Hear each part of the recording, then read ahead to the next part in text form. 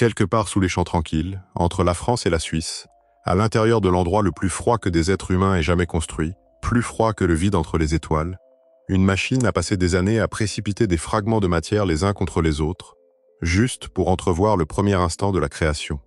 Et dans les débris, encore et encore, elle a continué de trouver quelque chose qui n'aurait pas dû être là. Pas une nouvelle planète, pas une nouvelle étoile, un écart tenace, discret, dans le vide lui-même. Un pouce invisible appuyant sur la balance de la réalité, comme si l'univers enfreignait tranquillement ses propres règles. Les scientifiques ont vérifié leurs instruments 1000 fois, priant pour une erreur. L'erreur n'est jamais venue. Puis, ces questions plus profondes encore qu'avant, la grande machine s'est lentement tue. Ses faisceaux se sont éteints. Et le monde a continué sans tout à fait remarquer ce qu'elle avait vu. Alors, qu'a-t-elle trouvé exactement dans tout ce vide? Et pourquoi cela murmure-t-il que tout ce que nous croyons savoir sur la réalité pourrait n'être que 5% de l'histoire? Installez-vous confortablement. Si ces longues descentes dans le noir vous accompagnent vers le sommeil, abonnez-vous à cette chaîne. Restez avec moi cette nuit, parce que la piste qui commence par un seul chiffre erroné, dans un tunnel froid et sombre, mène quelque part de bien plus étrange et de bien plus ancien que la machine qui l'a découvert. Laissez la pièce s'assombrir. Nous avons toute la nuit, et il n'y a rien à conclure avant le matin. Commençons. Si vous voulez regarder l'aube même de la création, vous ne levez pas les yeux vers les étoiles. Vous regardez vers le bas. Profondément sous la frontière tranquille entre la France et la Suisse, enfoui à une centaine de mètres sous les prairies, il y a un Léviathan endormi. C'est la machine la plus complexe jamais bâtie par des mains humaines.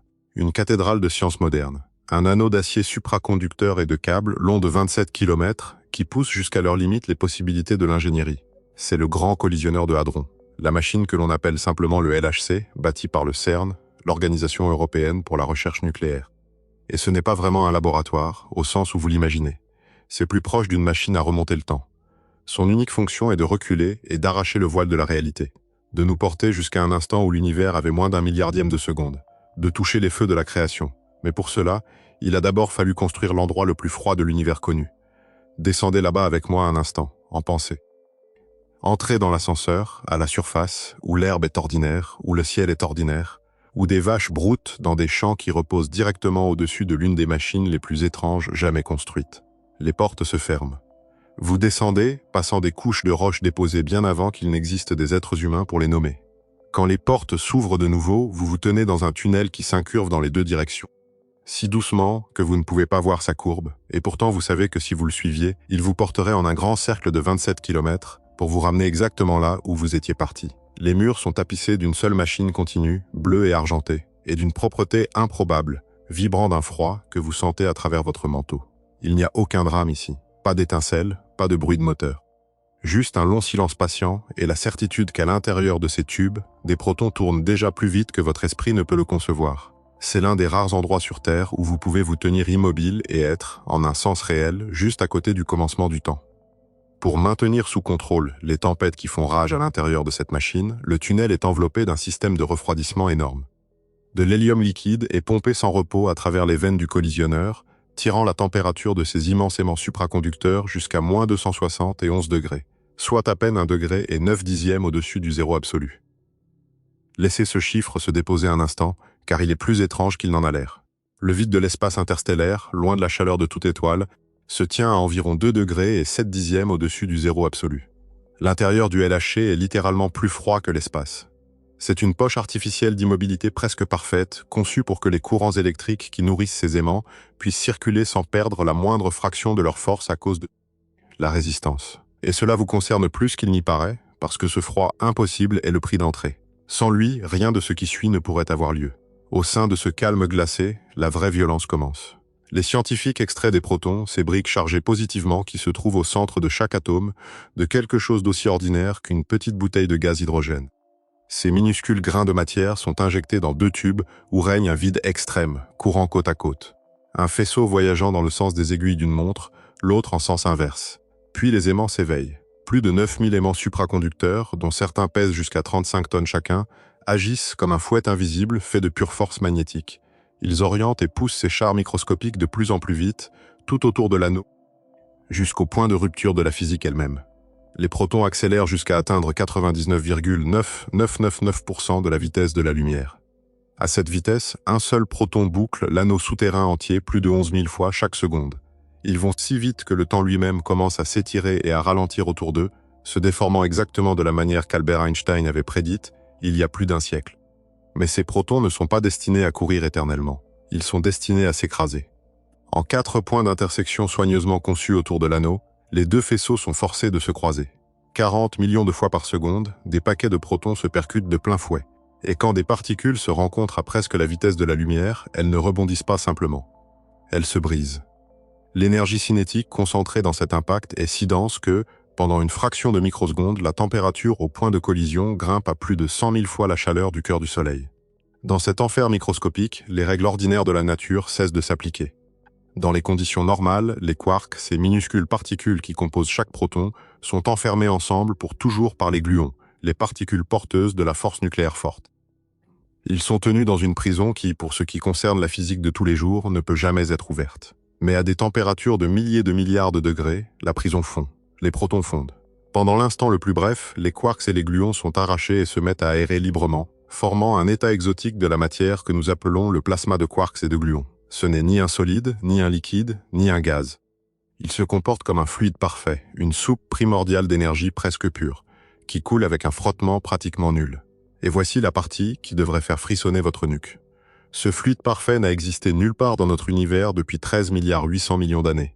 La dernière fois que ce plasma a coulé librement, le cosmos entier n'avait qu'environ 1 millionième de seconde. Alors, quand les scientifiques précipitent des particules dans les profondeurs glacées sous Genève, ils tiennent, très littéralement, un petit morceau du Big Bang dans le creux d'une main humaine. Nous invoquons les fantômes de la création et nous leur posons nos questions les plus anciennes. Pendant longtemps, nous avons cru savoir ce que ces fantômes allaient dire. Nous avions une carte, un plan mathématique impeccable de la réalité, qui semblait expliquer tout ce que nous trouvions dans les débris de ces collisions. Chaque prédiction qu'il faisait se réalisait. Chaque vide qu'il laissait finissait par être comblé. Il semblait achevé. Mais à mesure que le LHC s'enfonçait de plus en plus loin dans l'inconnu, les murmures qui revenaient du bord du Big Bang ont lentement commencé à changer. Les chiffres se sont mis, très discrètement, à dériver. Et la carte parfaite que 50 ans de physique avaient dessinée était sur le point de prendre feu. Pendant 50 ans, l'humanité a bâti une forteresse à partir de la seule pensée, et nous l'avons appelée le modèle standard de la physique des particules. Ce ne fut jamais seulement une théorie, ce fut un empire, l'une des plus grandes réalisations que l'esprit humain ait jamais produites. Il expliquait presque tout ce que nous pouvions voir, toucher ou mesurer. Pour comprendre la crise qui se déploie en silence dans la physique aujourd'hui, il faut d'abord comprendre à quel point cette forteresse a semblé absolue, à quel point elle a semblé imprenable. Le modèle standard s'est assemblé dans la seconde moitié du XXe siècle, pièce par pièce, par les esprits les plus brillants de plusieurs générations. Il a pris la complexité sans terme du cosmos et l'a réduite à quelque chose de presque déraisonnablement simple. Une recette à la fois belle et terrifiante de précision. Imaginez un tableau périodique cosmique, mais au lieu de cataloguer des éléments chimiques, il catalogue les plus petits fragments de réalité qui existent. Selon le modèle standard, tout ce qui a jamais existé est bâti à partir de seulement 12 particules fondamentales de matière, gouvernées par 3 forces fondamentales. Les particules de matière se répartissent en 2 familles, les quarks et les leptons. Les quarks sont les bâtisseurs sociables. Ils se lient entre eux pour former les protons et les neutrons, les cœurs lourds des atomes. Les leptons sont l'autre famille, et ils incluent le fameux électron, cette petite particule qui bourdonne autour du noyau atomique et qui fait naître l'électricité, la chimie et la vie elle-même. Mais les particules seules ne peuvent pas bâtir un univers. Il leur faut des règles. Il leur faut des forces pour leur dire comment bouger, comment se lier, comment se défaire. Le modèle standard nomme ces forces et remet à chacune un messager, un boson, dont le seul travail est de porter les instructions entre les particules de matière. La force nucléaire forte, portée par les gluons, agit comme une colle cosmique, maintenant ensemble le noyau d'un atome contre des pressions qui devraient le déchirer. La force électromagnétique, portée par les photons, gouverne la lumière, l'électricité et les champs magnétiques qui protègent notre planète. Et la force nucléaire faible, portée par des particules nommées les bosons W et Z, mène l'alchimie lente et silencieuse de la désintégration radioactive. Le même processus qui alimente la fusion brûlant tranquillement au cœur de notre Soleil. Pendant des décennies, chaque prédiction que ce cadre a faite fut testée dans les laboratoires et les accélérateurs du monde entier. Et chaque fois, sans exception, le modèle standard est revenu victorieux. Il a prédit l'existence des quarks avant que quiconque en ait jamais vu un. Il a prédit les masses des bosons W et Z avec une exactitude stupéfiante.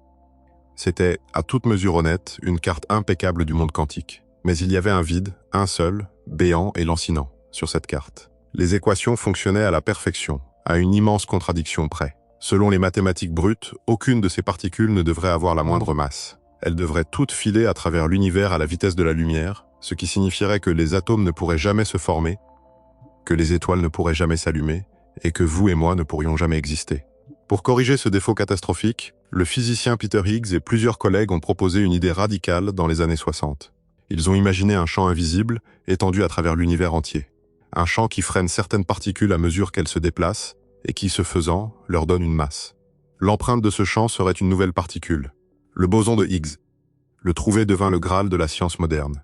C'était l'épreuve ultime. Si le Higgs n'existait pas, le modèle standard entier s'effondrerait, emportant avec lui 50 ans de physique. Et voilà, plus que toute autre chose, pourquoi le grand collisionneur de hadrons a été construit. Le 4 juillet 2012, le monde a regardé le CERN faire l'annonce la plus importante de l'histoire de la physique des particules. Il vaut la peine de se rappeler la scène, car ce fut l'un de ces rares jours où un morceau de mathématiques pures est sorti au grand jour et est devenu humain. Dans un auditorium bondé de Genève, des physiciens qui avaient passé toute leur carrière à poursuivre cette seule particule étaient assis épaule contre épaule. Certains avaient pris l'avion pendant la nuit. Certains faisaient la queue depuis avant l'aube pour avoir une place. Parmi eux, au premier rang, se trouvait Peter Higgs lui-même.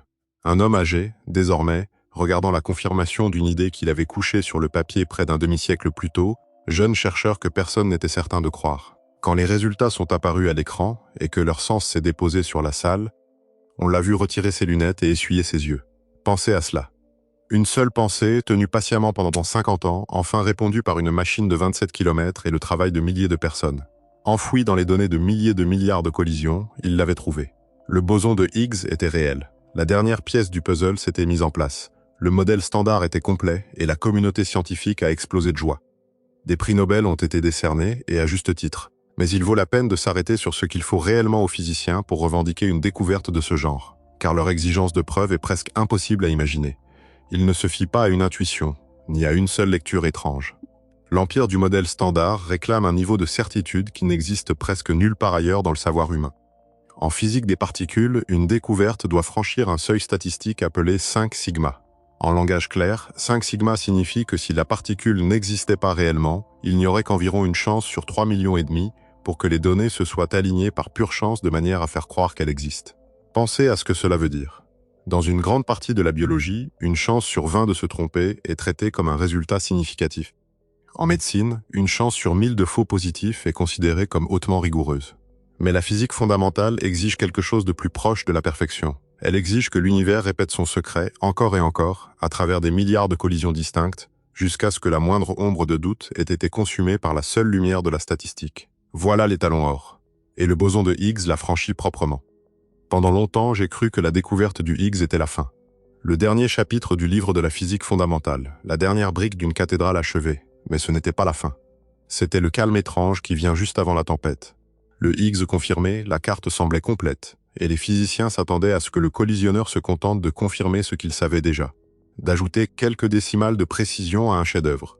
Au lieu de cela, à mesure que la machine tournait à des énergies plus hautes et rassemblait des montagnes de données que personne n'avait jamais collectées, l'univers a commencé à murmurer quelque chose de profondément troublant. Les chiffres ont commencé à dériver. Au début, c'était de minuscules murmures, enfouis dans le bruit de fond. Une fraction de pourcent par-ci, un léger écart par-là. Rien qui approche de près une découverte à 5 sigma. Juste des fantômes isolés dans la machine. Mais ensuite, les fantômes se sont mis à se multiplier. Et le premier d'entre eux, celui qui a forcé le monde à admettre enfin que notre compréhension de la réalité était peut-être brisée, est venu de l'un des fragments de matière les plus étranges et les plus éphémères jamais étudiés. Le premier écart véritable dans l'autorité du modèle standard n'est pas venu d'une collision aveuglante et bouleversante. Il est venu de l'étude patiente et tranquille de l'un des fragments de matière les plus instables de l'univers. Au plus profond de l'anneau du collisionneur se trouve une expérience appelée LHCb. Contrairement au détecteur massif, en forme de tonneau, bâti pour observer les impacts frontaux, LHCb est conçu pour attraper les débris qui giclent vers l'avant, le long de la ligne du faisceau, dans l'instant qui suit une collision. Sa tâche principale est d'étudier une particule très précise et très étrange, connue sous le nom de quark beauté. Dans le langage stérile de la physique, son nom officiel est le quark bas, mais beaucoup de scientifiques préfèrent le mot plus ancien, beauté, parce que cette particule offre une fenêtre presque parfaite sur les symétries cachées du cosmos.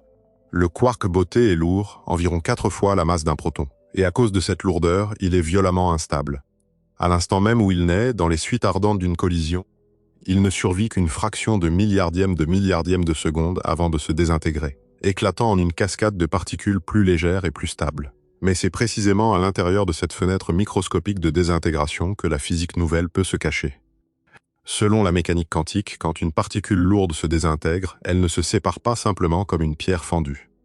Elle se transforme, passant par des états intermédiaires, invoquant souvent des particules virtuelles hors du vide quantique pour l'instant le plus bref, avant qu'elles ne s'évanouissent de nouveau dans le néant. Et s'il existe des forces non découvertes ou des particules invisibles tapies dans les coins sombres de la réalité, leur influence discrète modifierait subtilement la manière dont le quark beauté se brise, laissant derrière elle une empreinte mathématique dans les débris. Alors les scientifiques de LHCb ne chassaient pas directement une nouvelle particule. Ils chassaient une ombre. Ce qu'ils mesuraient réellement est un principe fondateur du modèle standard, appelé l'universalité leptonique. Pour sentir pourquoi cela compte, il faut rencontrer l'étrange famille des leptons. Le plus célèbre est l'électron. Ce minuscule grain chargé négativement qui alimente notre civilisation, forme les liaisons chimiques et compose la couche externe de chaque atome de votre corps. Mais l'électron a un frère plus lourd, une particule appelée le muon. Un muon est identique à un électron sous presque tous les aspects que vous pourriez nommer. Il porte exactement la même charge électrique négative. Il a exactement le même spin quantique. La seule différence, dans l'univers entier, est que le muon est environ 200 fois plus lourd. Et selon les lois strictes et inflexibles du modèle standard, les forces fondamentales sont censées être complètement aveugles à cette différence de masse. Alors, quand un quark beauté se désintègre et que son énergie se transforme en ses leptons plus légers, les lois de la physique posent une règle stricte et inviolable. Le quark beauté devrait se désintégrer en électrons exactement au même rythme qu'en muons. Le rapport doit être un parfait 1 pour 1. Voilà l'universalité leptonique, un pilier central de la physique moderne. Une promesse mathématique tranquille selon laquelle les forces fondamentales de l'univers ne font pas de favoritisme. Pendant des années, le détecteur LHCb a compté ces minuscules éclatements. 1 million de désintégrations, puis 10 millions, puis 100 millions. Et à mesure que les données affluaient, un motif troublant a semblé s'élever du bruit de fond. L'univers, semblait-il, faisait bel et bien du favoritisme. Les quarks beauté ne se désintégraient pas de manière égale. Ils se transformaient en électrons sensiblement plus souvent qu'en muons. Sa significativité statistique a grimpé au-delà de la marque des 3 sigma, ce qui signifiait qu'il n'y avait qu'environ une chance sur 1000 pour que ce fût une fluctuation aléatoire. Ce n'était pas encore l'étalon or d'une découverte à 5 sigma, mais c'était une sirène qui hurlait dans le noir. Et ici, je dois m'arrêter parce que c'est l'un de ces moments où l'histoire racontée dans les vidéos et l'histoire réelle divergent, et où la vérité est en fait plus intéressante que le récit.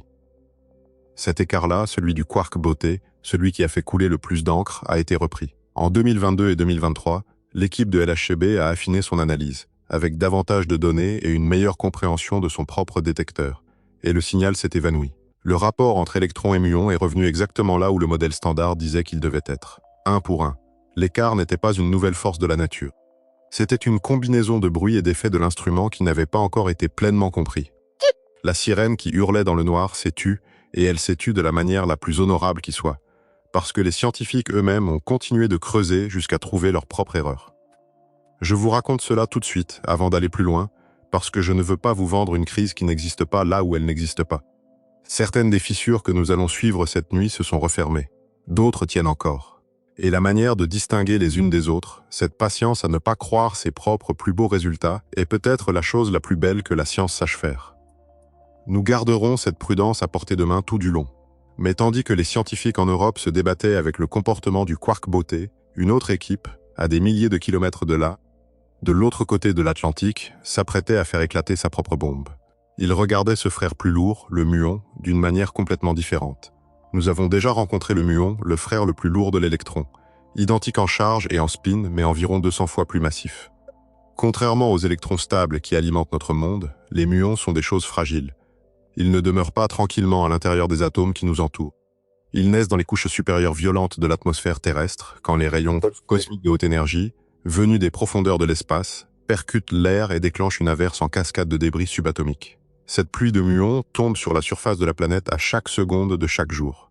En ce moment même, tandis que vous écoutez ceci, des dizaines de muons invisibles traversent votre corps de part en part, se déplaçant à presque la vitesse de la lumière avant de se désintégrer sans dommage en particules plus légères.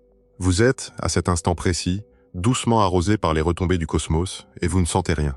À cause de leur masse particulière et de leurs propriétés quantiques, les muons se comportent comme des antennes cosmiques extraordinairement sensibles. En mécanique quantique, une particule n'est jamais vraiment seule. L'espace vide autour d'elle n'est pas vide du tout. C'est un vide quantique bouillonnant et chaotique, où des particules virtuelles surgissent et disparaissent constamment de l'existence. pendant les fractions de secondes les plus infimes. À mesure qu'un muon voyage, il interagit sans cesse avec cette mer invisible, absorbant et émettant ces particules virtuelles fugaces. Si le modèle standard est parfaitement complet, alors nous devrions pouvoir prédire exactement quelles particules virtuelles le muon ressent, parce que nous connaîtrions déjà chaque particule qui existe. Mais s'il y a des particules non découvertes cachées là-dehors, des forces invisibles que nous n'avons jamais cataloguées, elles aussi s'élèveraient du vide quantique et donneraient au muon la plus faible des impulsions supplémentaires. L'épreuve ultime de cette idée fut conçue au Fermilab, le laboratoire de physique des particules de premier plan des États-Unis, posé dans les campagnes plates juste à l'extérieur de Chicago. Mais pour mener l'expérience, les scientifiques avaient besoin d'un équipement très particulier et très inhabituel. Un électroaimant supraconducteur parfaitement circulaire, large de 15 mètres. Et il y avait un problème. Le seul aimant capable de la précision nécessaire se trouvait à près de 1500 km de là, dans un autre laboratoire, dans l'État de New York. On ne peut pas simplement démonter un aimant aussi délicat. Il fallait le déplacer d'une seule pièce, sans le plier ni le déformer, ne serait-ce que d'une fraction de millimètre. Alors, durant l'été 2013, cet immense anneau fut soigneusement chargé sur une barge spécialement construite. Il a voyagé le long de la côte et des États-Unis, contournant la pointe de la Floride, remontant dans le golfe du Mexique, puis lentement le long des fleuves, jusqu'au cœur du continent. Imaginez la scène un instant, un gigantesque anneau de métal futuriste glissant en silence sur l'eau, attirant des foules sur les berges. Tout cela pour mesurer une particule qui n'existe que pendant à peine 2 millionièmes de seconde. Une fois l'aimant installé en sécurité au Fermilab, l'expérience a enfin commencé. Le concept est magnifiquement simple, même si son exécution est presque inimaginablement difficile. Comme toute particule fondamentale dotée d'une charge électrique et d'un spin quantique, un muon se comporte un peu comme une minuscule aiguille de boussole. Quand vous le placez dans un champ magnétique puissant, il ne reste pas immobile, il tourne. Et à mesure qu'il tourne, son axe magnétique interne oscille, un peu comme une toupie qui vacille en commençant à ralentir. Le rythme de cette oscillation est fixé par un nombre. Pour une particule parfaitement isolée, les mathématiques du début du XXe siècle prédisaient que ce nombre devait valoir exactement 2. Mais parce que le muon échange constamment des particules virtuelles avec le vide quantique, son oscillation est décalée d'une quantité microscopique. C'est ce minuscule écart, loin du nombre 2, que l'expérience fut bâtie pour mesurer. Les physiciens théoriciens avaient déjà calculé exactement ce que l'oscillation devait être, en intégrant chaque particule et chaque force connue du modèle standard. Leurs prédictions étaient précises à une douzaine de décimales, ce qui en faisait l'un des nombres les plus rigoureusement calculés de toute l'histoire du savoir humain. Et en avril 2021, l'équipe du Fermilab fut enfin prête à montrer ses résultats à un monde scientifique anxieux et impatient. Pendant des années, la vraie réponse avait été cachée même aux scientifiques eux-mêmes, le nombre crucial délibérément décalé par un écart secret, afin que personne ne puisse pousser le résultat vers ce qu'il espérait voir. Il y a eu un compte à rebours. Une seule ligne de code allait retirer ce décalage et révéler, pour la première fois, si l'univers était d'accord avec le modèle standard ou s'il s'en écartait discrètement. Quand les données furent dévoilées, elles ont envoyé une onde de choc dans la communauté. Les muons oscillaient trop vite. Le moment magnétique mesuré ne correspondait pas à la prédiction immaculée du modèle standard. Quelque chose d'invisible, quelque chose de massif et d'inconnu, semblait s'élever du vide quantique et tirer sur les muons. L'écart entre la prédiction et la réalité a atteint une significativité de 4,2 sigma, soit environ une chance sur 40 000 pour que le résultat fût un hasard. Et de nouveau, l'honnêteté exige une pause. Parce que cette histoire, elle non plus, ne s'est pas terminée comme le récit le laissait entendre. Le problème ne venait pas de la mesure. La mesure était superbe. Le problème venait de la prédiction. Car pour dire que le muon oscille trop vite, il faut savoir exactement à quelle vitesse le modèle standard dit qu'il devrait osciller. Et ce calcul-là s'est révélé bien plus incertain qu'on ne le croyait. Une partie de la prédiction repose sur une contribution difficile, liée à la force forte, que l'on ne sait pas calculer directement. Pendant des années, on l'a estimée à partir d'autres expériences. Puis une méthode différente, fondée sur d'énormes simulations informatiques, a donné une réponse différente. Une réponse qui rapprochait la théorie de la mesure, et faisait rétrécir l'écart, voire disparaître. Autrement dit, l'écart du muon n'était peut-être pas un signe de physique nouvelle. C'était peut-être un désaccord entre deux façons de calculer une seule contribution difficile au sein de la physique déjà connue. Au moment où l'on écrit ces lignes, la question n'est pas tranchée. Les deux calculs ne s'accordent toujours pas entre eux, et jusqu'à ce qu'ils s'accordent, on ne peut pas dire que le muon prouve quoi que ce soit. Ce n'est pas une déception. C'est la science dans son état le plus honnête. Une mesure magnifique, en attente d'une théorie assez sûre pour lui être comparée. La fracture suivante frappa plus près du cœur structurel du modèle, et pour la comprendre, il faut regarder la force qui, littéralement, alimente les étoiles. Des 4 forces fondamentales de la nature, la force nucléaire faible est de loin la plus contre-intuitive. La gravité attire les galaxies ensemble. L'électromagnétisme lie les atomes et crée la lumière. Mais la force faible ne pousse ni ne tire, au sens ordinaire. À la place, elle transforme. C'est l'alchimiste cosmique par excellence, capable d'atteindre l'intérieur du noyau d'un atome et de changer l'identité fondamentale d'une particule. Quand une étoile comme notre Soleil brûle, elle s'appuie sur la force faible pour amorcer la fusion nucléaire. La raison même pour laquelle il y a de la lumière dans le ciel remonte à cette force étrange, réécrivant discrètement l'identité des particules dans le cœur du Soleil. Mais les forces n'agissent pas par magie. Il leur faut des messagers. Et pour la force faible, l'un de ces messagers est une particule appelée le boson W. Le boson W est un géant du monde quantique. Il pèse près de 80 fois la masse d'un proton. Et dans le domaine impitoyable de la physique des particules, toute cette masse a un coût catastrophique pour la stabilité. À l'instant même où un boson W vient à l'existence, il est essentiellement écrasé par son propre poids. Il ne survit qu'une fraction infime de seconde avant de se désintégrer violemment. Parce que sa durée de vie est si inimaginablement courte, capturer et étudier un boson W est l'un des défis les plus éprouvants de toute la science. Vous ne pouvez pas le piéger dans une chambre, vous ne pouvez pas le poser sur une balance. La seule façon de déterminer sa masse est d'étudier les débris brisés qu'il laisse après s'être désintégré en traçant les trajectoires des électrons et des muons vers l'extérieur et en remontant le calcul jusqu'à l'énergie de la particule qui leur a donné naissance. Cette tâche herculéenne fut entreprise par une collaboration au Fermilab, à l'aide d'un accélérateur plus ancien, le Tevatron. Les chercheurs ne se sont pas contentés de regarder une poignée de collisions. Ils se sont engagés dans une campagne obsessionnelle qui a duré près de 4 décennies, passant au crible les débris de milliers de milliards de collisions, isolant soigneusement plus de 4 millions d'événements de désintégration du boson W. Pour empêcher tout biais humain de s'infiltrer, ils ont travaillé sous un protocole d'aveuglement strict. Le nombre final leur était caché, verrouillé dans un fichier chiffré pendant des années, tandis qu'ils vérifiaient et revérifiaient leurs algorithmes. Enfin, en 2022, l'équipe a convenu qu'il ne restait plus rien à vérifier. Les données furent dévoilées. Le modèle standard, avec ses équations rigides et parfaitement équilibrées, prédisait que le boson W devait avoir une certaine masse. Mais les données du Tevatron racontaient une autre histoire. Le boson W mesuré était plus lourd qu'il n'était censé l'être. La différence pourrait sembler triviale, moins d'un dixième de %. Mais dans l'architecture hyper précise de la physique quantique, un écart pareil équivaut à un tremblement de terre catastrophique. Les équations du modèle standard ne sont pas une liste d'affirmations isolées et indépendantes. Elles forment une toile profondément enchevêtrée.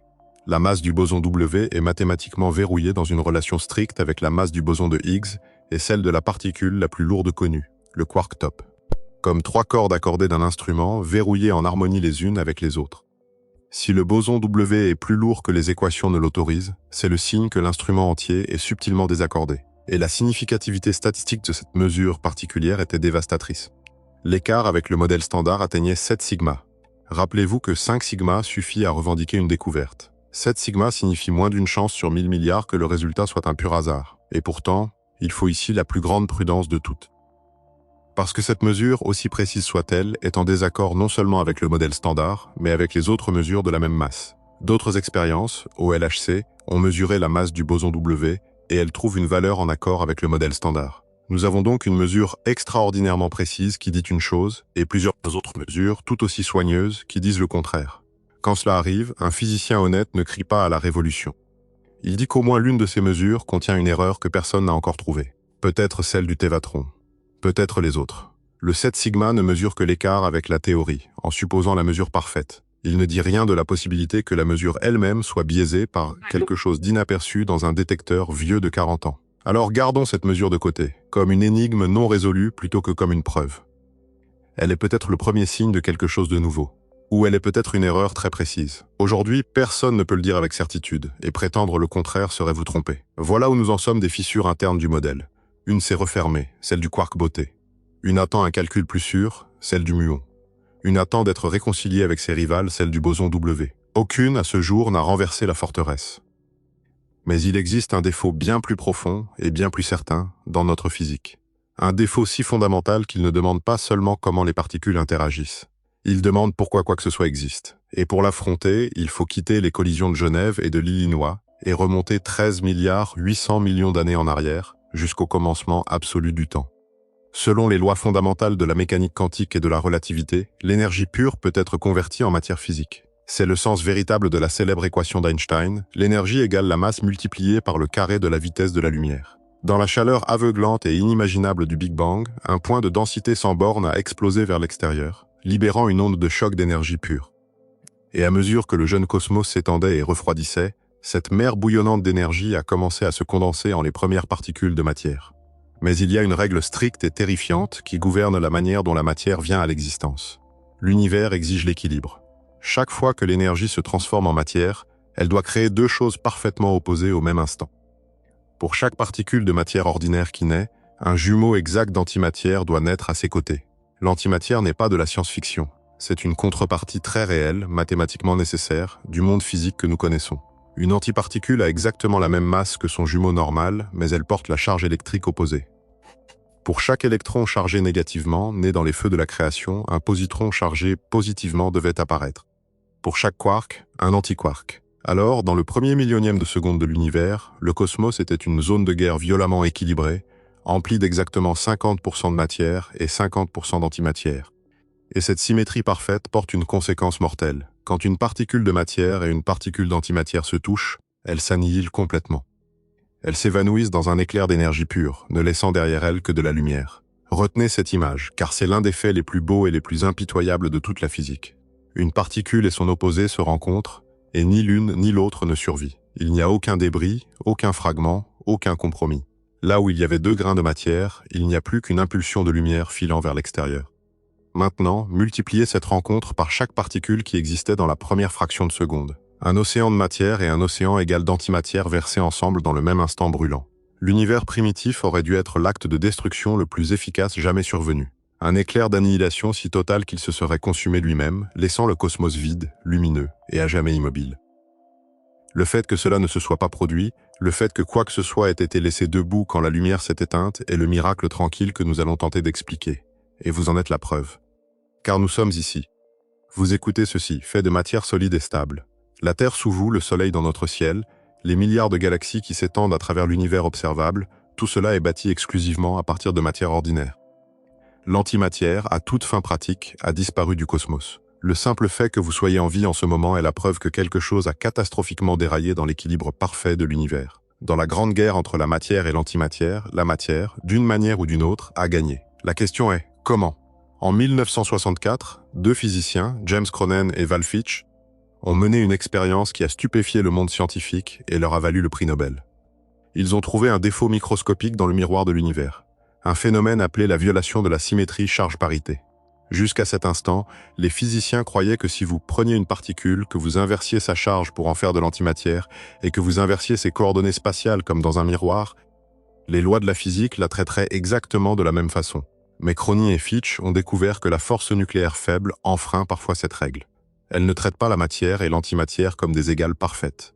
Il y a une infime asymétrie. Durant les suites bouillonnantes du Big Bang, tandis que matière et antimatière étaient enfermées dans leur guerre apocalyptique d'annihilation mutuelle, cette petite violation a fait pencher la balance.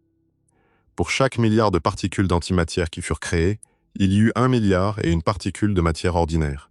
C'est un écart si léger qu'il défie presque la compréhension. Une particule de matière supplémentaire pour chaque milliard de paires qui se sont détruites. Laissez-moi essayer de lui donner une forme que vous puissiez tenir. Imaginez une balance cosmique, avec 1 milliard de grains de sable empilés à gauche pour l'antimatière, et 1 milliard et un grain empilés à droite pour la matière ordinaire. Quand l'annihilation a balayé tout cela, elle a emporté 1 milliard de grains de chaque côté. Et l'univers visible entier, chaque galaxie, chaque nébuleuse, chaque trou noir, chaque être humain qui ait jamais vécu, est bâti à partir de ce seul grain de sable survivant. Nous sommes le reste. Le minuscule reliquat d'une autodestruction presque parfaite. Mais voici où la forteresse s'effondre de nouveau. Et cette fois, pour de bon, sans qu'aucune réanalyse ne vienne la sauver. Quand nous utilisons le modèle standard pour calculer exactement combien de violations de symétrie la force faible peut engendrer, le nombre qui en sort est désespérément petit. Les mathématiques nous disent que l'asymétrie intégrée à nos lois actuelles est des milliards de fois trop faible pour expliquer pourquoi l'univers a survécu. Si le modèle standard était toute la vérité, le minuscule déséquilibre qui l'autorise n'aurait pas suffi, de loin, à nous sauver. La matière et l'antimatière se seraient annihilées presque complètement, laissant un univers avec peut-être une particule égarée tous les quelques millions d'années-lumière. Le fait que des galaxies entières existent est une preuve éclatante et indéniable que le modèle standard manque une pièce énorme du puzzle. Il doit y avoir une source de violation bien plus puissante, non découverte, cachée dans le noir. Une particule inconnue ou une force non cartographiée qui a lourdement favorisé la création de matière ordinaire dans la première fraction de seconde. Ce qui signifie que nous sommes des écarts vivants et respirants. Notre existence même est une violation de la physique que nous comprenons aujourd'hui. Et pourtant, même cela n'est pas le plus grand échec du modèle standard. Le plus grand nous attend, non pas dans un collisionneur, mais dans la rotation tranquille des galaxies au-dessus de nos têtes. Le modèle standard est une architecture mathématique d'une précision à couper le souffle, et il unit parfaitement 3 des 4 forces fondamentales. Mais il y a une 4e force, la toute première que l'humanité ait jamais remarquée. Celle qui garde vos pieds au sol, façonne l'orbite des planètes, et écrase les étoiles mourantes en trous noirs. C'est la gravité. Et si vous ouvrez les équations maîtresses du modèle standard pour l'y chercher, la gravité n'y est tout simplement pas. Elle n'apparaît pas du tout. Notre compréhension de la gravité vient d'un cadre entièrement séparé. La théorie de la relativité générale d'Einstein, qui décrit la gravité non pas comme une particule, mais comme la courbure du tissu de l'espace et du temps eux-mêmes. La relativité générale fonctionne impeccablement aux plus grandes échelles cosmiques. Mais quand les physiciens tentent de la réduire au domaine quantique microscopique, les mathématiques se disloquent, recrachant des grandeurs sans terme et des impossibilités. Depuis près d'un siècle, les plus grands esprits de la physique ont tenté de marier les forces quantiques du modèle standard à la gravité de la relativité générale pour bâtir une seule théorie du tout. Et depuis près d'un siècle, ils s'y sont cassés les dents. Pour sentir l'ampleur de notre ignorance, il suffit de regarder les disques tournants des galaxies lointaines. Dans les années 70, l'astronome Vera Rubin étudiait la rotation des galaxies spirales, mesurant à quelle vitesse les étoiles des bords extérieurs se déplaçaient, comparées à celles proches du cœur. Selon les lois ordinaires de la physique, une galaxie devrait se comporter un peu comme notre système solaire. Les planètes loin du Soleil se déplacent plus lentement que celles qui en sont proches, parce que l'attraction de la gravité faiblit avec la distance. Mais ce n'est pas ce que le télescope a montré. Rubin a découvert que les étoiles des bords extérieurs filaient à travers l'espace à des vitesses impossibles. Elles se déplaçaient si vite que la masse visible de la galaxie, toutes les étoiles brillantes et les nuages de gaz et la poussière, n'avaient pas de loin assez d'attraction gravitationnelle pour les tenir en orbite. Selon toutes les lois connues de la physique, ces galaxies auraient dû se disperser, projetant leurs étoiles dans le vide glacé. Prenez la mesure du caractère silencieusement bouleversant de cette découverte. Vera Rubin ne fracassait rien. Elle ne bâtissait aucune machine de la taille d'une ville. Elle pointait un télescope vers la lumière douce de galaxies spirales lointaines et mesurait soigneusement la vitesse de rotation de leurs bords, nuit après nuit patiente. Et les nombres qu'elle notait ne correspondaient à l'univers tel que quiconque le comprenait. Elle aurait pu douter de ses instruments. Elle aurait pu ranger discrètement le résultat. Au lieu de cela, elle a fait confiance à ce que le ciel lui disait. La seule explication qui fonctionnait était que les galaxies étaient enveloppées dans un halo invisible et immense d'une matière inconnue. Une matière qui n'absorbe pas la lumière, ne la reflète pas et n'interagit avec l'électromagnétisme d'aucune façon. Elle ne se fait connaître que par la seule attraction brute de la gravité. Nous appelons cette substance fantôme la matière noire. Et quand les astronomes ont calculé quelle quantité il en fallait pour tenir ensemble les galaxies tournantes, les nombres étaient stupéfiants. La matière noire n'existe pas simplement. Elle domine. Elle pèse plus que toute la matière visible de l'univers, dans un rapport de plus de 5 contre 1. Alors les astronomes se sont tournés vers les physiciens des particules et ont posé une question simple. Laquelle des particules du modèle standard rend compte de toute cette masse invisible? Les physiciens ont consulté leurs cartes impeccables, vieilles de 50 ans, et n'ont rien trouvé. Pas une seule particule du modèle standard n'a les bonnes propriétés pour être la matière noire. La matière qui vous compose, vous, moi, la Terre et chaque étoile que vous pouvez voir dans le ciel nocturne, ne représente qu'un maigre 5% de la masse et de l'énergie totale de l'univers. Le modèle standard n'est pas une théorie du tout. C'est une théorie des 5%. Nous dérivons sur un océan sombre et nous n'avons cartographié que l'écume à la surface. Mais le cauchemar ne s'arrête pas à la matière noire. À la fin des années 90, des astronomes étudiaient la lumière d'étoiles lointaines en train d'exploser, un type particulier de supernova, essayant de mesurer à quelle vitesse la gravité de toute la matière de l'univers ralentissait l'expansion cosmique amorcée par le Big Bang. Ils s'attendaient pleinement à trouver que l'expansion décélérait graduellement, épuisée par l'attraction implacable de la gravité vers l'intérieur. Au lieu de cela, ils ont trouvé exactement le contraire. L'expansion de l'univers ne ralentit pas, elle accélère.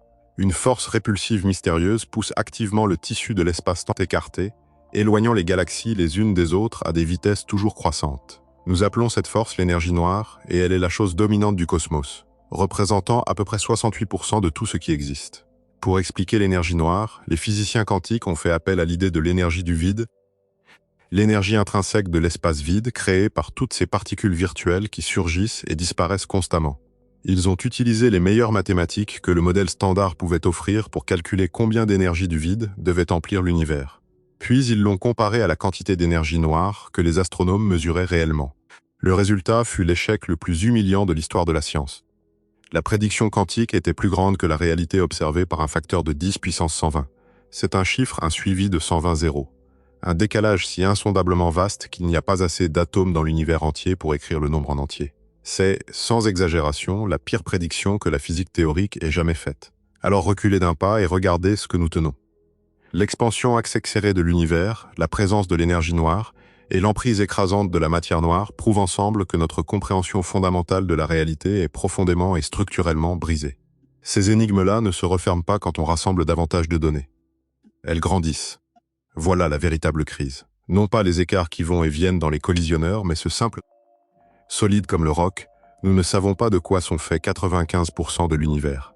Et pour capturer ces fantômes-là, les physiciens sont forcés de proposer des choses qui ressemblent moins à de la science qu'à un rêve. Pendant un demi-siècle, les lois de la physique ont insisté sur le fait que chaque interaction de l'univers connu était gouvernée par seulement 4 forces fondamentales. La gravité, l'électromagnétisme, la force nucléaire forte et la force nucléaire faible. Les 4 piliers soutenant l'architecture entière du cosmos. Mais le battement régulier des écarts, réels ou disparus, qui résonne depuis les collisionneurs, a poussé une partie de la communauté vers une possibilité à la fois terrifiante et exaltante. Peut-être que 4 piliers ne suffisent pas. Peut-être existe-t-il une 5e force fondamentale de la nature. Il faut être clair. Cette idée était bien plus vivante lorsque les écarts du quark beauté et du muon semblaient solides. Maintenant que le premier s'est refermé et que le second attend un meilleur calcul, l'urgence d'une 5e force a un peu diminué. Mais l'idée demeure, portée par les énigmes qui, elles, ne se referment pas, et il vaut la peine de comprendre à quoi elle ressemblerait. Si une 5e force existe vraiment, il faut poser une question évidente. Pourquoi l'humanité y est-elle restée complètement aveugle pendant toute l'histoire? La réponse tient à la nature étrangère du domaine quantique. La gravité et l'électromagnétisme étendent leurs mains invisibles sur des millions d'années-lumière pour façonner le cosmos. Cette 5e force jouerait selon des règles entièrement différentes. Elle serait très probablement confinée à des distances si inimaginablement petites qu'elle ne pourrait se révéler que lorsque nous précipitons des particules les unes contre les autres à des vitesses proches de celles de la lumière. Un fantôme attendant dans le noir, ne s'agitant que lorsque les particules les plus lourdes et les plus instables de l'univers sont violemment déchirées. Mais les forces n'agissent pas par magie. Dans le cadre strict de la mécanique quantique, chaque force a besoin d'un messager, une particule physique dont le seul but est de porter des instructions d'un point de l'espace à un autre. Si une 5e force existe, il doit y avoir une nouvelle particule porteuse non découverte. Et les théoriciens ont dessiné des plans pour des entités exotiques qui poussent les limites même de l'imagination. Le candidat de tête dans cette course théorique est une particule hypothétique massive appelée le boson Z'. Pour la comprendre, il faut regarder son cousin établi, le boson Z ordinaire, l'un des porteurs connus de la force faible. Le boson Z standard interagit avec toutes les particules de façon égale. Mais le boson Z' serait une chose plus sombre, plus lourde et bien plus chaotique. S'il existe, il porterait un biais mathématique étrange, traitant les électrons différemment des muons. Mais un autre groupe de physiciens propose quelque chose d'encore plus radical. Une particule qu'ils appellent le leptoquark. Pour sentir pourquoi le leptoquark est si troublant, il faut se rappeler que depuis 100 ans, la physique des particules est rigidement divisée en 2 familles. Il y a les quarks, les particules lourdes qui bâtissent les noyaux des atomes, et il y a les leptons, les particules plus légères comme les électrons et les muons qui gravitent autour d'eux. Ces 2 familles sont séparées par ce qui a toujours ressemblé à un mur absolu et impénétrable. Un quark ne peut pas simplement se changer en lepton. Les lois de classification l'interdisent. Mais le leptoquark serait une particule pont, un monstre théorique qui porterait les propriétés d'un quark et d'un lepton en même temps. Si les leptoquarks existent, ils briseraient ce mur, laissant quark et leptons interagir directement, échangeant énergie et identité dans une danse microscopique que le modèle standard interdit catégoriquement. L'existence d'une telle particule nous forcerait à réécrire chaque manuel de physique des particules, car elle signifierait que les catégories nettes de la matière sur lesquelles nous nous appuyons depuis un siècle sont, au fond, une illusion. Une surface posée sur une symétrie plus profonde, dans laquelle toute la matière est discrètement reliée. Et s'il s'avérait que c'est vrai, ce serait l'une de ces rares idées qui sont troublantes et belles à la fois. Depuis un siècle, nous avons trié l'univers en boîtes bien rangées, les bâtisseurs dans l'une et les vagabonds dans l'autre, les quarks ici et les leptons là, ne se touchant jamais, n'échangeant jamais leur place. Le leptoquark effacerait discrètement la ligne entre les boîtes et suggérerait que la séparation que nous prenions pour une loi de la nature n'était qu'une habitude d'un univers refroidi. Que dans la chaleur féroce du commencement, tout faisait autrefois partie d'une seule famille, se changeant librement en tout le reste. Le mur que nous croyons permanent se révélerait avoir une porte. Il faut seulement se rappeler, en admirant cette porte, qu'on n'a pas encore la preuve qu'elle existe. C'est une belle hypothèse en quête d'un fait. Pour trouver la réponse ultime à la matière noire et à la survie de l'univers, il faut regarder une particule si insaisissable qu'elle frôle le surnaturel. Il faut regarder le neutrino. Quand le neutrino fut proposé pour la première fois dans les années 30 par le physicien Wolfgang Pauli, ce fut presque un acte de désespoir. Pauli tentait d'expliquer une énergie manquante dans un type de désintégration radioactive. Et pour équilibrer ces équations, il a inventé un voleur microscopique. Une particule sans charge électrique et selon le modèle standard, sans aucune masse. Il a écrit, célèbre, qu'il avait fait une chose terrible, en proposant une particule qui ne pourrait jamais être détectée. Pendant des décennies, le neutrino fut exactement cela, un fantôme. Parce qu'il ne porte aucune charge, il est indifférent à la force électromagnétique et à la force forte. Il n'interagit avec le monde presque exclusivement que par la force faible, qui opère sur des distances plus petites que le noyau d'un atome. À cause de cela, les neutrinos traversent la matière solide comme si elle n'existait pas. En ce moment même, tandis que vous respirez, des milliers de milliards de neutrinos forgés dans la fournaise nucléaire du Soleil traversent votre corps à presque la vitesse de la lumière. Ils vous traversent la Terre, ressortent de l'autre côté et poursuivent dans le noir sans terme, complètement libre, comme si vous étiez fait d'espace vide. Arrêtez-vous et représentez-vous cela vraiment, car c'est l'un de ces faits qui réorganise tranquillement le sentiment que vous avez de votre propre corps. Tandis que vous êtes allongé à écouter, un flot de ces particules vous traverse à cet instant précis. Né il y a 8 minutes au cœur du Soleil, et pas une seule sur des milliers de milliards ne frôlera ne serait-ce qu'un seul atome de vous au passage. Vous êtes, pour un neutrino, moins solide qu'une vitre ne l'est pour la lumière du Soleil. Mais à la fin des années 90, cette particule fantomatique a porté le tout premier coup fatal à l'autorité absolue du modèle standard.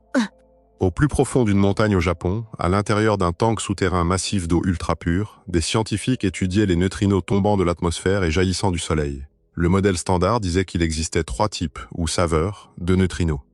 Et parce que le modèle insistait sur le fait qu'ils avaient exactement 0 masse, ils auraient dû voyager à travers l'espace enfermé pour toujours dans leur identité d'origine. Mais le détecteur japonais a révélé quelque chose d'impossible. Les neutrinos changeaient de forme. À mesure qu'ils voyageaient, ils oscillaient spontanément, se métamorphosant d'une saveur à une autre. Et voici la subtilité, belle et discrète.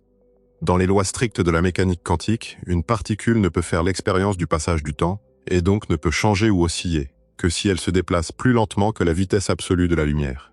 Et tout ce qui se déplace plus lentement que la lumière doit porter une masse. La découverte de l'oscillation des neutrinos a prouvé que les neutrinos ont une masse minuscule, presque sans borne inférieure. Ce fut une véritable onde de choc. Le modèle standard était faux, et il a fallu le rapiécer en hâte pour rendre compte de ce poids impossible. Mais cette découverte a créé un nouveau problème lancinant.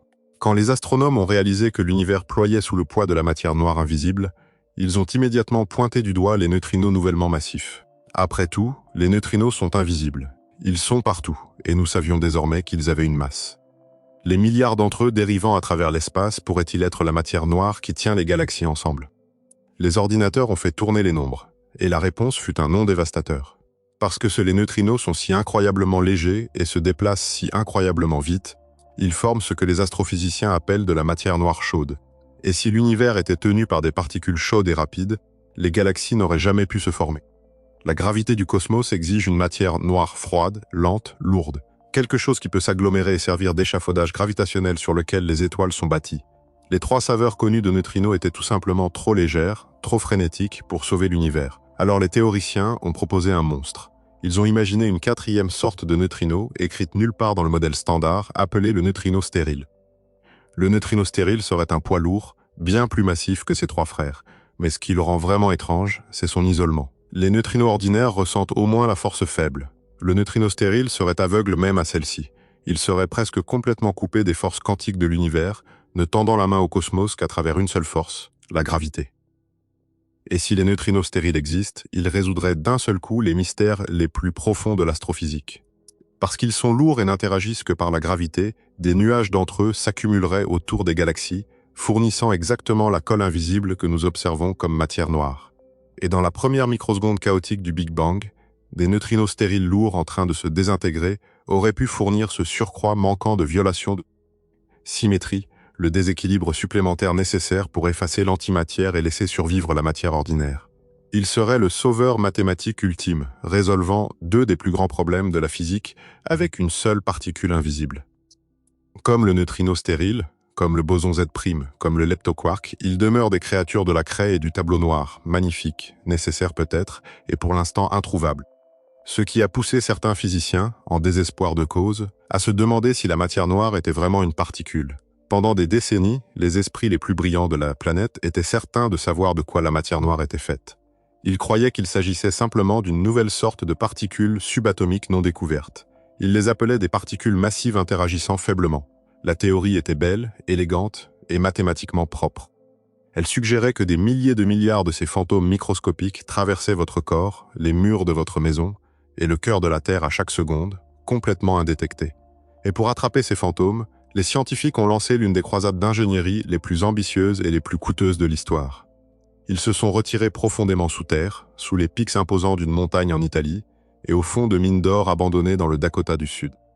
Ils ont bâti des laboratoires souterrains lourdement fortifiés, descendant si profond pour protéger leurs instruments délicats de la pluie constante des rayons cosmiques. À l'intérieur de ces bunkers enfouis, ils ont construit d'énormes tanks immaculés remplis de xénon liquide ultra pur, refroidis à des températures glaciales. Le plan était presque enfantin de simplicité, et pourtant d'une précision à couper le souffle. Ils s'assiéraient dans le noir, surveillant le xénon liquide, espérant qu'une seule de ces particules, parmi les milliers de milliards traversant la Terre, viendrait heurter un atome de xénon et produire un éclair microscopique de lumière. Ils ont bâti les détecteurs de radiation les plus sensibles de l'histoire de la civilisation. Et puis ils ont attendu, dans les profondeurs silencieuses de la Terre. Ils ont attendu des années. Les années se sont lentement étirées en décennies. Ils ont continué d'améliorer les machines, de les rendre plus grandes, plus froides, plus sensibles, jusqu'à ce que ces tanks de xénon soient les endroits les plus tranquilles et les moins perturbés de tout le système solaire. Et pourtant, ils ont attendu. Mais l'éclair de lumière n'est jamais venu. Il y a un genre particulier de courage là-dedans, à consacrer une carrière à guetter un coup à la porte qui ne viendra peut-être jamais. La grande chasse souterraine fut pour l'instant un silence assourdissant. Les détecteurs les plus avancés de la Terre n'ont rien renvoyé. La théorie élégante qui avait soutenu la communauté physique pendant un demi-siècle saignait lentement. Nous avions supposé que la masse manquante de l'univers devait être une particule microscopique. Nous avons passé 40 ans à creuser la Terre pour la trouver, et nous n'avons rien trouvé du tout. Mais à mesure que les détecteurs restaient muets l'un après l'autre, une pensée profonde et troublante s'est mise à parcourir la communauté. Et si l'hypothèse fondamentale était fausse depuis le tout début? Et si la matière noire n'était pas du tout une particule nouvelle? Et si ce n'était pas quelque chose de microscopique à attraper dans une cuve de liquide glacé, mais tout autre chose? Alors, dans une sorte de tentative désespérée de sauver notre image de la réalité, des physiciens théoriciens ont commencé à abandonner la chasse aux particules et à revenir à une idée radicale, presque hérétique, proposée pour la première fois par Stephen Hawking et Yakov Zeldovich dans les années 70. Ils ont détourné leur regard du minuscule monde quantique pour le porter vers les entités les plus violentes et les plus anciennes jamais forgées par le cosmos. Parce que si la matière noire n'est pas une particule, alors le seul autre candidat capable d'engendrer autant de gravité invisible est un trou noir. Mais pas le genre de trou noir que vous imaginez. Quand vous entendez les mots trou noir, vous imaginez instinctivement une étoile mourante, un soleil des millions de fois plus grand que le nôtre, épuisant son carburant, s'effondrant sous son propre poids écrasant. Ce sont des trous noirs de masse stellaire. Et ils sont relativement jeunes. Ils n'ont pu naître qu'après que les premières générations d'étoiles se sont allumées, ont vécu. Et sont mortes. Et voici le problème. La matière noire que nous observons est là depuis le tout début, agissant comme la graine gravitationnelle qui a rassemblé les premières galaxies. Les trous noirs stellaires ne peuvent pas être cette matière noire, parce qu'ils n'existaient tout simplement pas assez tôt. Ce qui nous porte du massif au microscopique et de la mort d'une étoile à la toute première fraction de seconde du temps lui-même. Longtemps avant qu'il n'y ait des étoiles pour s'effondrer, longtemps avant qu'il n'y ait des galaxies, longtemps avant que l'univers ne fût rien de plus qu'une soupe aveuglément chaude d'énergie pure, une autre race de monstres a peut-être vu le jour. Ce sont les trous noirs primordiaux. Ils ne sont pas les cadavres d'étoiles mortes. Ils sont les cicatrices fossilisées du Big Bang lui-même. Il vaut la peine de mesurer l'ampleur de ce renversement. Pendant un demi-siècle, l'image de la matière noire dans presque chaque salle de classe était douce, presque apaisante. Une poussière invisible et fine, un brouillard tranquille de particules trop timides pour nous toucher. Et voilà qu'un nombre croissant de physiciens sérieux se demandent si ce brouillard ne serait pas plutôt une dispersion des objets les plus extrêmes que l'univers ait jamais produit. Des points d'espace-temps effondrés, plus vieux que le premier atome. La masse manquante ne serait pas un murmure. Ce serait un cimetière de minuscules monstres. Pour vraiment saisir ce qu'est un trou noir primordial, il faut abandonner presque tout ce qu'on vous a appris sur la manière dont la gravité en fabrique un aujourd'hui. Si vous voulez bâtir un trou noir, il vous faut la masse d'au moins 3 soleils pour forcer la matière à s'effondrer contre la pression vers l'extérieur de la fusion nucléaire. Le cosmos moderne est tout simplement trop froid et trop vide pour créer une singularité d'une autre façon. Mais le premier instant du Big Bang était un royaume complètement différent. L'univers n'était pas vide. Il était comprimé dans un espace plus petit qu'un atome contenant toute l'énergie qui existerait jamais. Un environnement d'extrême absolu et inimaginable. Dans cette fournaise primordiale, vous n'aviez pas besoin d'une étoile mourante pour fabriquer un trou noir. Il vous suffisait d'une minuscule imperfection fugace. La plupart des gens se représentent le Big Bang comme une explosion lisse et parfaite, une sphère impeccable d'énergie se dilatant régulièrement dans toutes les directions. Mais l'univers n'a jamais été parfait. Il a toujours été chaotique, gouverné par les lois nerveuses et imprévisibles de la mécanique quantique. Tout en bas, dans le domaine du très petit, l'énergie et la matière ne sont jamais vraiment immobiles. Elles bouillonnent, se déplacent et fluctuent sans cesse dans une mer quantique en ébullition. Maintenant, imaginez que l'on prenne ce bouillonnement microscopique et qu'on l'étire à travers le cosmos entier en un instant. Durant le premier milliardième de seconde après le Big Bang, l'univers a subi une période d'expansion terrifiante de rapidité, appelée l'inflation cosmique. À mesure que l'espace s'étendait plus vite que la lumière, il a saisi ces minuscules ondulations quantiques et les a figées dans le tissu même de la réalité. À cause de ces ondulations figées, l'univers primitif n'était pas un plasma lisse et régulier. Il était grumeleux. Il y avait des régions où la soupe primordiale d'énergie était légèrement plus mince, et des régions où elle était écrasante, effroyablement dense. Dans ces régions hyperdenses creusées par les fluctuations quantiques, la matière était tassée si étroitement que la gravité a commencé à affirmer sa domination ultime. Dans l'univers moderne, quand un grand nuage de matière s'effondre, il forme une étoile, et la pression de la fusion vers l'extérieur arrête la chute. Mais dans la première microseconde, il n'y avait pas d'atomes à fusionner et pas de lumière pour repousser. Il n'y avait que de la masse brute et l'étreinte de la gravité qui se resserre. Et la pression était si immense que dans ses poches les plus denses, la matière a simplement renoncé. Elle ne s'est pas allumée en étoile. Elle ne s'est pas enroulée en nuage. Elle s'est effondrée directement vers l'intérieur, déchirant un trou microscopique dans le tissu de l'espace-temps. Comprenons ce qu'est réellement une singularité. Ce n'est pas un objet physique comme l'est une planète ou une étoile. C'est plus proche d'une rupture mathématique. Un point où la matière a été écrasée jusqu'à un volume nul, poussant sa densité vers une valeur sans terme.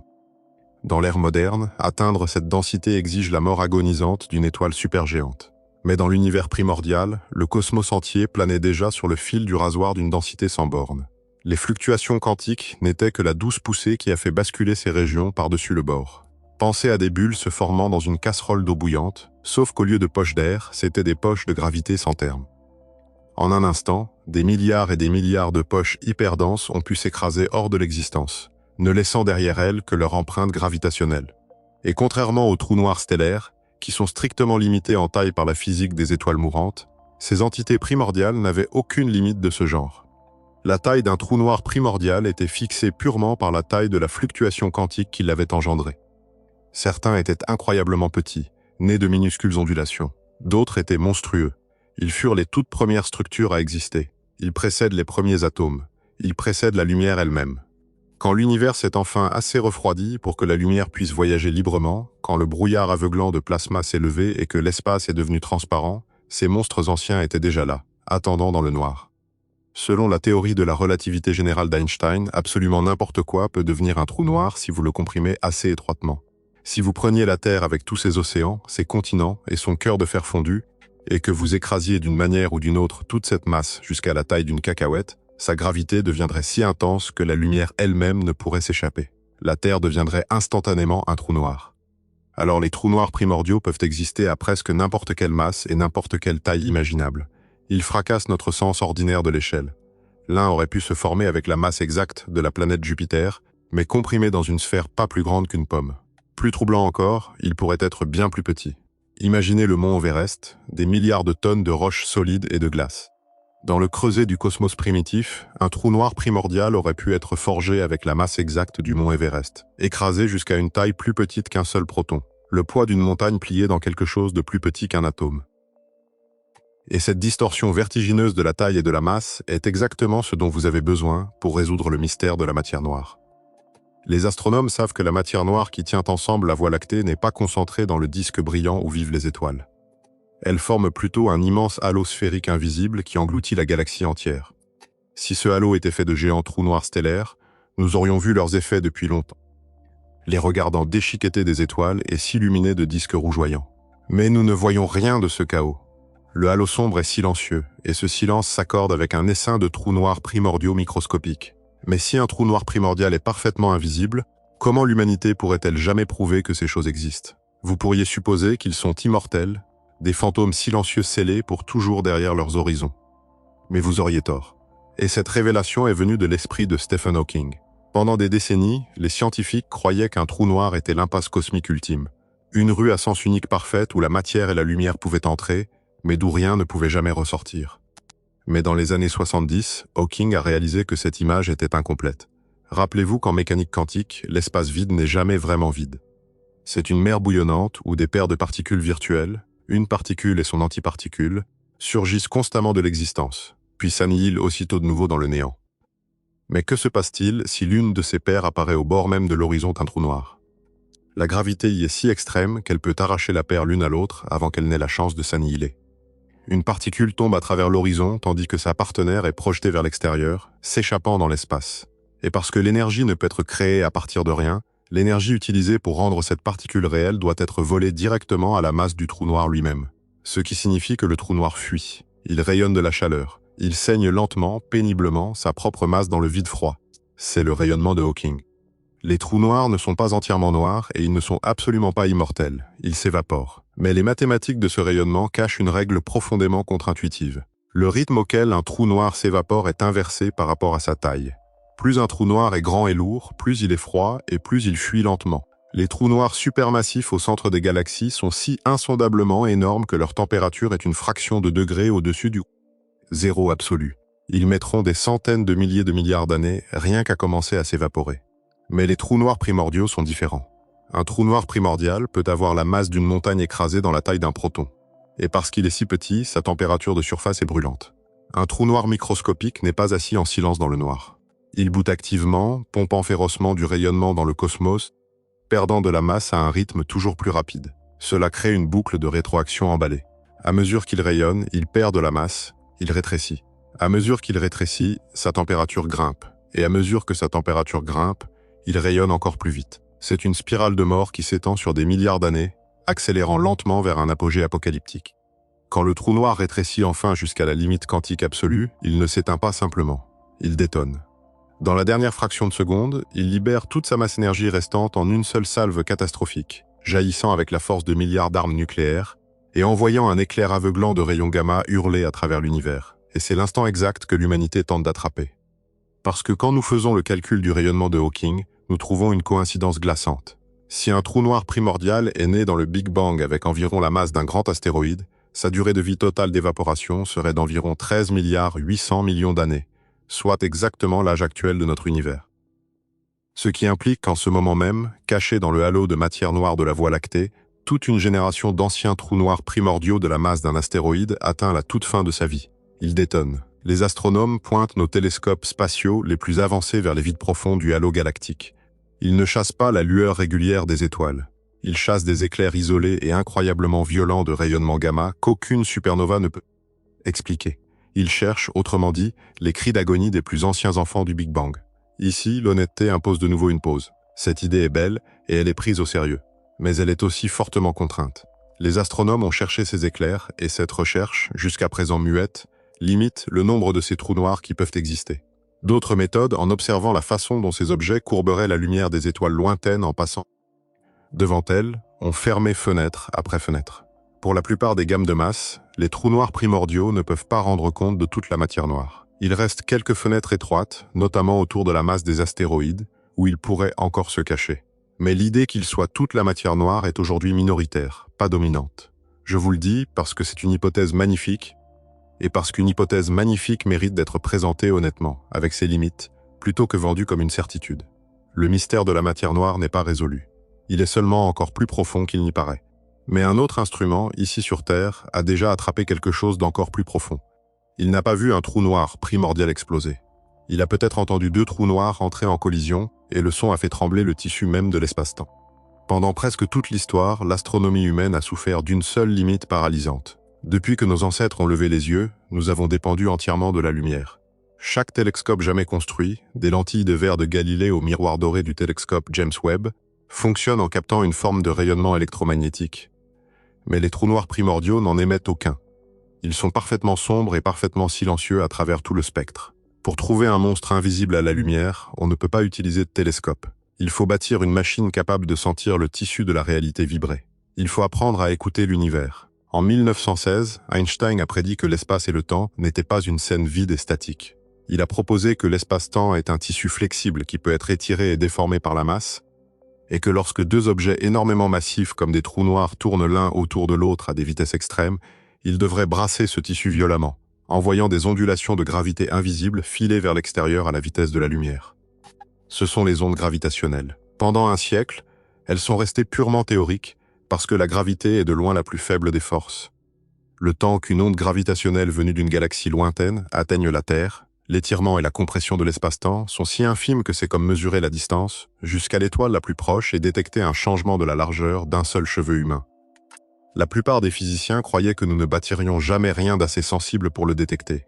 Mais l'humanité a refusé d'accepter cette limite et nous avons construit l'observatoire d'ondes gravitationnelles par interférométrie laser, connu sous le nom de LIGO. LIGO n'est pas un télescope, c'est un monument d'ingénierie extrême. Une paire d'énormes tubes à vide en forme de L s'étendant sur des kilomètres à travers le paysage américain. À l'intérieur, des scientifiques tirent des faisceaux laser stabilisés, les faisant rebondir entre les miroirs les plus parfaitement polis jamais fabriqués. La machine peut détecter un changement dans la longueur de ces tubes de plusieurs kilomètres 10 000 fois plus petit que le noyau d'un seul atome. Le 14 septembre 2015, le silence du cosmos fut enfin brisé. Les détecteurs de LIGO dans deux États américains éloignés ont enregistré un écart microscopique presque au même instant. Le faisceau laser s'est décalé d'une fraction de noyau atomique. La Terre s'était littéralement étirée et comprimée. Et quand les ordinateurs ont traduit cette distorsion en une fréquence sonore, les scientifiques ont entendu un son distinct, montant, un gazouillis cosmique. C'était le son de deux trous noirs massifs enfermés dans une spirale de mort, entrant en collision et fusionnant en un seul. Laissez cela se déposer un instant, parce que de toute cette histoire, c'est peut-être le plus étrange. Le signal que LIGO a entendu voyageait depuis plus d'1 milliard d'années. Il a quitté sa demeure quand la vie la plus complexe sur Terre n'était encore que des cellules isolées dérivant dans la mer. Et il a traversé le vide à la vitesse de la lumière tout du long, une ondulation dans la forme de l'espace lui-même, jusqu'à ce que, par un matin de septembre ordinaire, il traverse la planète, les détecteurs, et les corps des scientifiques endormis, et étire la Terre d'une fraction de la largeur d'un proton. Nous ne l'avons pas vu. Nous l'avons senti. L'impact fut si violent que, pendant une fraction de seconde, il a rayonné plus de puissance que toutes les étoiles brillantes de toutes les galaxies observables réunies. Non pas sous forme de lumière, mais sous forme de pure gravité. La prédiction vieille d'un siècle d'Einstein était confirmée, mais à mesure que les astrophysiciens disséquaient les données de cette première collision et des dizaines qui ont suivi, leur euphorie a lentement cédé la place à une confusion troublante. Quelque chose au sujet de certains de ces trous noirs s'était caché dans leur masse. Selon les modèles standards de l'évolution stellaire, il existe une zone interdite où la physique des étoiles mourantes ne peut tout simplement pas produire de trous noirs. Et pourtant, LIGO a entendu des collisions impliquant des trous noirs assis en plein dans cette zone interdite. Selon toutes les lois connues de l'évolution des étoiles, ils ne devraient pas exister. Et l'explication plus sombre, plus ancienne, a recommencé à s'élever des cendres. Et si ces monstres en collision n'étaient pas du tout les cadavres d'étoiles mortes? Et si LIGO entendait les résonances anciennes du Big Bang? Des trous noirs primordiaux non liés par les règles de la mort stellaire, spiralant ensemble dans les halos profonds de galaxies lointaines. Il faut le dire clairement, une dernière fois, ce n'est pas prouvé. Il existe d'autres explications parfaitement raisonnables pour ces trous noirs de la zone interdite, qui n'exigent rien de plus exotique que des étoiles fusionnant entre elles avant de s'effondrer. Les trous noirs primordiaux sont une possibilité séduisante, pas une conclusion. Mais ils demeurent sur la table. Et le simple fait qu'ils y demeurent, après tout ce que nous avons appris, est remarquable. Alors, rassemblons tout cela, doucement, avant que la nuit ne se referme. Nous sommes descendus dans un tunnel froid sous des champs tranquilles, et nous avons regardé une machine tenir un morceau du Big Bang dans le creux d'une main. Nous avons vu la forteresse du modèle standard, 50 ans de pensée patiente, couronnée par la découverte du boson de Higgs. Et puis nous avons regardé les murmures revenir du bord de la création et se mettre à dériver. Certains de ces murmures se sont tus. L'écart du quark beauté s'est refermé quand les scientifiques ont creusé plus profond dans leurs propres données. L'écart du muon attend un calcul plus sûr. La masse étrange du boson W attend d'être réconciliée avec ses rivales. Aucun de ces trois-là n'a, à ce jour, renversé quoi que ce soit. Et il était important de vous le dire, parce que la vérité de la science n'est pas une suite de révolutions triomphales. C'est surtout une longue et patiente correction de soi. Mais d'autres énigmes, elles, ne se referment pas. L'univers a survécu à sa propre annihilation et notre physique ne sait pas dire pourquoi. Les galaxies tournent trop vite, tenues par une matière que nous ne pouvons ni voir ni nommer. L'espace s'écarte de lui-même, poussé par une énergie dont notre meilleure théorie surestime la quantité par un facteur d'un suivi de 120 zéros. Et 95% de tout ce qui existe demeure, ce soir encore, entièrement inconnu. Voilà la vraie histoire. Non pas que le modèle standard soit brisé, mais qu'il n'a jamais prétendu être plus qu'une carte des 5% que nous pouvons toucher. Et dans le noir au-delà de cette carte, nous avons entrevu des possibilités. Une cinquième force, peut-être. Un neutrino stérile, peut-être. Un essaim d'anciennes singularités dérivant entre les étoiles, cicatrices fossilisées d'une première seconde, tenant peut-être les galaxies ensemble et attendant peut-être, à cet instant même, dans le halo sombre de notre propre galaxie, de s'éteindre dans un dernier éclair de lumière. Aucune de ces choses n'est prouvée. Toutes demeurent sur la table. Et c'est précisément cela qui rend ce moment de la science si vivant. Pensez-y un instant, allongé dans le noir. Rien de tout cela ne vous demande quoi que ce soit ce soir. La machine sous Genève poursuivra sa veille froide, que vous dormiez ou non. Les neutrinos continueront de vous traverser par milliers de milliards, sans que vous sentiez rien. Les galaxies continueront de tourner, tenues par leurs mains invisibles, exactement comme elles l'ont fait pendant des milliards d'années avant que vous n'existiez, exactement comme elles le feront pendant des milliards d'années après. Ces questions ne se résoudront pas cette nuit. Elles ont attendu 13 milliards 800 millions d'années. Elles peuvent attendre le matin. Alors laissez descendre les épaules. Laissez la mâchoire se desserrer. Laissez le poids de votre corps être tenu entièrement par ce qui vous soutient, de sorte que vous n'ayez plus rien à porter du tout.